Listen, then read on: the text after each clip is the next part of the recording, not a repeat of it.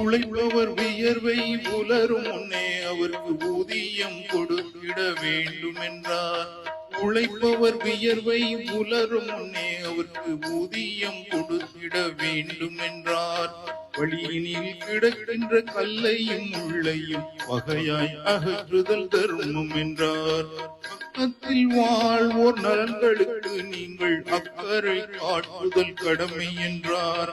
தக்கபடி உறவினர் உதவி செய்தால் அது புண்ணிய வாழ்வினை தரும் என்றார். சிந்திக்கும் ஆற்றலை பெற்றவரே கொஞ்சம் சீர்தூக்கி பார்க்கணும் நெஞ்சுக்குள்ளே. ஏந்தல் ரசூலுல்லாஹ் சொன்ன சொல்லை கேட்டால் இன்பத்திற்கெல்லை இல்லை. சிந்திக்கும் ஆற்றலை பெற்றவரே கொஞ்சம் சீர்தூக்கி பார்க்கணும் நெஞ்சுக்குள்ளே.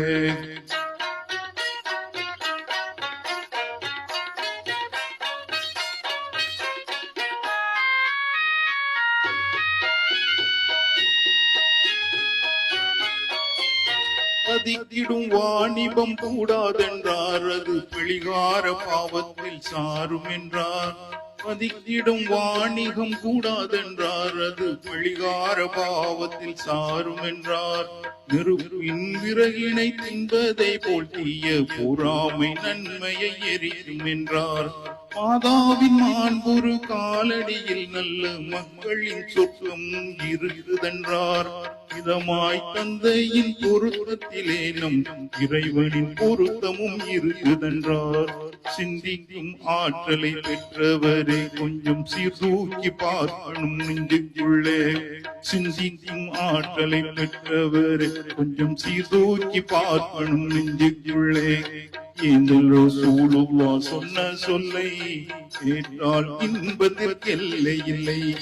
சிந்திக்கும் ஆற்றலை பெற்றவரை கொஞ்சம் சீர்தூக்கி பார்க்கணும் நெஞ்சுக்குள்ளே.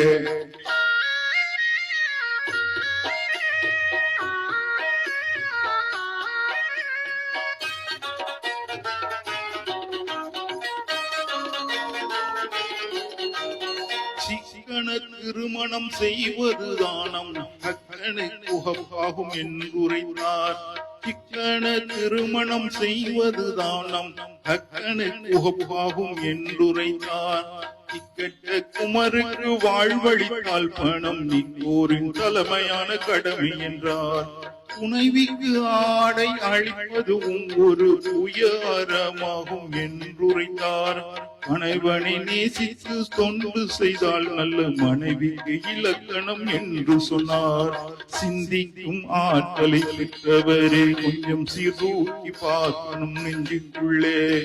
ஏந்தல் ரசூலுல்லாஹ் சொன்ன சொல்லை கேட்டால் இன்பத்திற்கெல்லை இல்லை. சிந்திக்கும் ஆற்றலை பெற்றவரே கொஞ்சம் சீர்தூக்கி பார்க்கணும் நெஞ்சுக்குள்ளே.